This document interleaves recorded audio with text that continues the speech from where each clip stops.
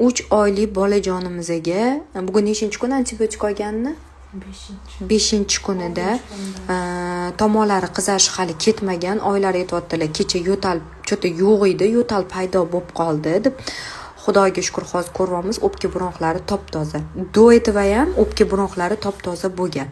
Men nimaga unaqa deyapman? Bunaqa yengil shamollashda antibiotiklar umuman kerak emas. U sirop bo'ladimi, tabletka bo'ladimi? Chunki nimaga?